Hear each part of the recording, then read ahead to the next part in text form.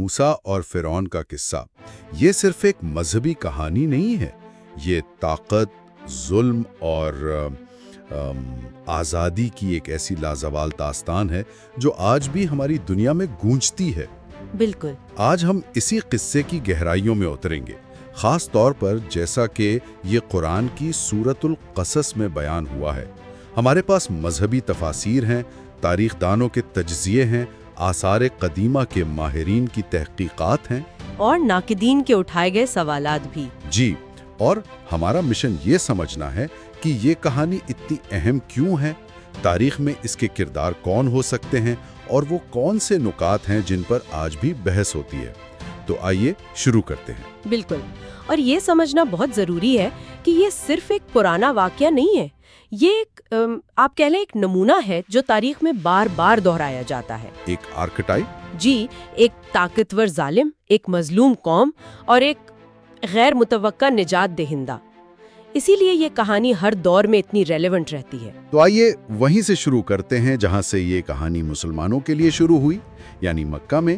یہ آیات اس وقت نازل ہوئیں جب پیغمبر اسلام اور ان کے ساتھی بہت مشکل حالات میں تھے۔ جی، وہ کمزور تھے، ستائے جا رہے تھے۔ تو ظاہر ہے اس وقت یہ قصہ سنانے کا مقصد صرف تاریخ دہرانا تو نہیں ہو سکتا تھا۔ ہرگز نہیں۔ اس کا مقصد گہرا روحانی اور سیاسی تھا۔ اس وقت کے مسلمانوں کے لیے اس میں آپ دیکھیں 3 بڑے پیغامات تھے۔ اچھا۔ پہلا اور سب سے اہم پیغام تھا تسلی اور امید کا۔ آپ تصور کریں کہ ایک چھوٹا سا گروہ مکے کے طاقتور سرداروں کے ظلم کا شکار ہے، اور انہیں تاریخ کی سب سے بڑی سلطنت کے سب سے بڑے بادشاہ کے انجام کی کہانی سنائی جا رہی ہے۔ بالکل، پیغام واضح تھا، چاہے تم کتنے ہی کمزور ہو اور دشمن کتنا ہی طاقتور، آخرکار جیت سچائی کی ہی ہوتی تو ہے۔ یہ ایک طرح سے یہ کہنا تھا کہ ہمت مت ہارو، اور مجھے لگتا ہے اس میں دوسری طرف والوں کے لیے ایک وارننگ بھی تھی۔ جی، یہ اس کا دوسرا پہلو تھا، موسیٰ کا فرعون سے مقابلہ اور پیغمبر اسلام کا قریش سے مقابلہ۔ ان دونوں میں ایک گہری مماثلت دکھائی دی۔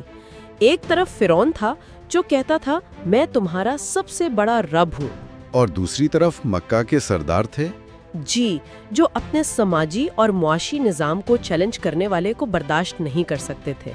تو پیغام یہ تھا کہ جیسے فرعون اپنی تمام تر طاقت کے باوجود تباہ ہوا، ویسے ہی اسلام کے مخالفین بھی اپنے انجام سے بے خبر نہ رہیں۔ صحیح۔ اور ایک تیسرا پہلو بھی تھا جو خود پیغمبر اسلام کی ذات سے متعلق ہے۔ جی، اسے نبوت کی دلیل کے طور پر پیش کیا گیا کہ ایک امی نبی جو پڑھنا لکھنا نہیں جانتے تھے، وہ کیسے فرعون کے محل کے اندر کی گفتگو اور موسیٰ کی پیدائش کی اتنی باریک تفصیلات بتا سکتے ہیں۔ بالکل، قرآن خود اس نقطے کو واضح کرتا ہے کہ آپ اس وقت وہاں موجود نہیں تھے۔ مطلب یہ علم انسانی ذرائع سے نہیں بلکہ براہ راست وحی سے آ رہا ہے۔ تو جب کہانی اتنی تفصیل سے بیان ہوئی ہے تو ذہن میں فوراً سوال آتا ہے کہ یہ کردار اصل میں کون تھے؟ خاص طور پر فرعون، جو نام سب سے زیادہ لیا جاتا ہے وہ ہے رمسیس دوم۔ ہاں، اور یہ وہ سوال ہے جہاں تاریخ، مذہب اور آثار قدیمہ آپس میں ملتے بھی ہیں اور ٹکراتے بھی ہیں۔ سب سے پہلے تو یہ یاد رکھنا ضروری ہے کہ قرآن نے کسی فرعون کا نام نہیں لیا، صرف اس کا لقب فرعون استعمال کیا ہے۔ شاید اس لیے کہ سبق کسی ایک شخص پر نہیں بلکہ ظلم کی علامت پر مرکوز رہے۔ لیکن تاریخی طور پر رمسیس دوم ہی سب سے مضبوط امیدوار کیوں سمجھا جاتا ہے؟ اس کی کئی وجوہات ہیں۔ اول، اس کا دور حکومت بہت طویل تھا، تقریباً 66 سال۔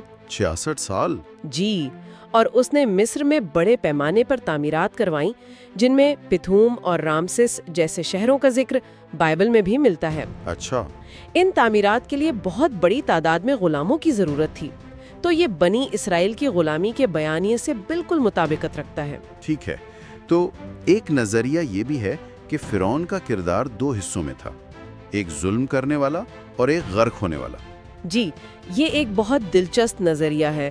کچھ ماہرین کہتی ہیں کہ ظلم کرنے والا فرعون رمسیس دوم تھا، لیکن جب موسیٰ اپنی قوم کو لے کر نکلے تب تک وہ بوڑھا ہو چکا تھا، اور تعاقب کرنے والا اور سمندر میں غرق ہونے والا اس کا بیٹا مرنپتا تھا۔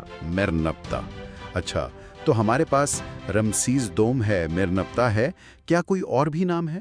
کچھ پرانے مورخین میں تھٹموس سوم یا آمن ہوتب دوم جیسے نام بھی لیے ہیں، لیکن وہ ایک مختلف ٹائم لائن پر مبنی ہے۔ حقیقت یہ ہے کہ اس پر کوئی حتمی اتفاق رائے نہیں ہے۔ اور شاید قرآن کا نام نہ لینا اسی لیے ہے تاکہ یہ کہانی ہر دور کے فرعون پر لاگو ہو سکے۔ بالکل ٹھیک ہے، یہ بات اہم ہے۔ اب آتے ہیں سب سے بڑے سوال پر۔ اگر ہم صرف ٹھوس شواہد کی بات کریں تو آثار قدیمہ ہمیں کیا بتاتے ہیں؟ کیا مصر کی تحریروں میں ہمیں موسیٰ یا لاکھوں لوگوں کے مصر سے نکل جانے کا کوئی ثبوت ملتا ہے؟ اور یہی وہ نقطہ ہے جہاں یہ بحث سب سے زیادہ گرم ہو جاتی ہے۔ دیکھیں، مختصر جواب ہے نہیں، کوئی براہ راست ثبوت نہیں ملا۔ کوئی بھی نہیں؟ جی، مصر کے سرکاری ریکارڈز میں مندروں کی دیواروں پر موسیٰ نام کے کسی شخص، بنی اسرائیل کی غلامی، 10 آفات یا فوج سمیت فرعون کے ڈوبنے کا کوئی ذکر نہیں ہے۔ لیکن ایک منٹ، لاکھوں لوگوں کا ایک ملک سے نکل جانا اور اس ملک کی پوری فوج کا سمندر میں غرق ہو جانا، یہ اتنا بڑا واقعہ ہے کہ اسے نظر انداز کرنا تو ناممکن لگتا ہے۔ آپ نے بالکل صحیح جگہ پر انگلی رکھی ہے۔ یہ ناقدین کا سب سے مضبوط نقطہ ہے، لیکن اس خاموشی کی دوسری توجیحات بھی پیش کی جاتی ہیں۔ مثلاً؟ پہلی یہ کہ مصری بادشاہ اپنی تاریخ کو ایک پروپیگنڈا کے طور پر لکھواتے تھے۔ وہ صرف اپنی فتوحات کا ذکر کرتے تھے، اپنی شکستوں کا نہیں۔ اپنی پوری فوج کا غلاموں کے ہاتھوں تباہ ہو جانا ایک ایسی ذلت تھی جسے وہ کبھی بھی تاریخ کا حصہ نہ بننے دیتے۔ یعنی ثبوت کا نہ ملنا اس بات کا ثبوت نہیں کہ واقعہ ہوا ہی نہیں۔ بالکل۔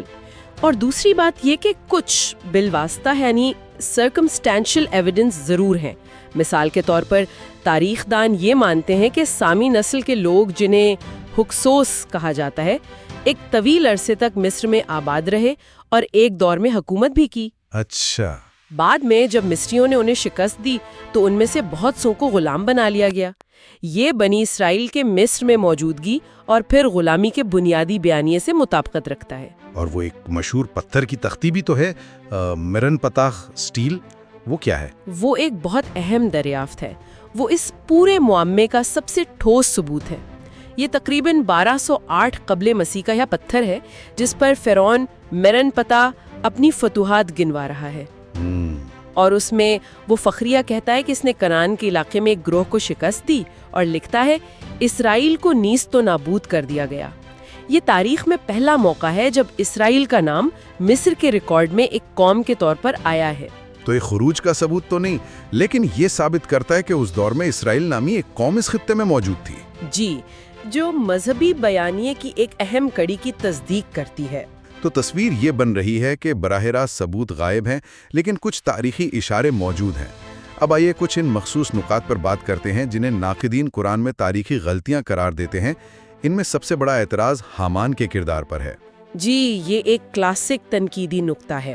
ناقدین کہتے ہیں کہ قرآن میں فرعون کے وزیر کا نام حامان بتایا گیا ہے، جبکہ بائبل کی کتاب آستر کے مطابق حامان نامی شخص تو موسیٰ سے تقریباً 1000 سال بعد فارس کے بادشاہ کا وزیر تھا۔ تو ان کا الزام ہے کہ یہ ایک تاریخی غلطی ہے؟ جی، کہ ایک کردار کو غلطی سے دوسری کہانی میں ڈال دیا گیا ہے۔ اور اس کا جواب بہت دلچسپ ہے کیونکہ یہ سیدھا مصری زبان اور آثار قدیمہ کے میدان میں جاتا ہے۔ بالکل۔ اس کا دفاع کرنے والے محققین قدیم مصری تصویری حروف یعنی ہائروگلیفکس کا حوالہ دیتے ہیں۔ جب ان حروف کو سمجھا گیا تو ماہرین کو قدیم مصری تحریروں میں HMNH جیسا ایک نام یا لقب ملا۔ اچھا، باڈی ورکرز کیا گیا ہے۔ ایک منٹ، یہ تو حیران کن ہے۔ قرآن میں فرعون حامان کو حکم دیتا ہے کہ اے حامان، میرے لیے مٹی کو آگ پر پکا کر ایک اونچا مینار بناؤ۔ جی، تاکہ میں موسیٰ کے خدا کو جھانک سکوں۔ اور مصری زبان میں حامان سے ملتا جلتا لفظ ایک ایسے عہدے کے لیے استعمال ہوتا ہے جس کا کام ہی تعمیرات کرنا ہے۔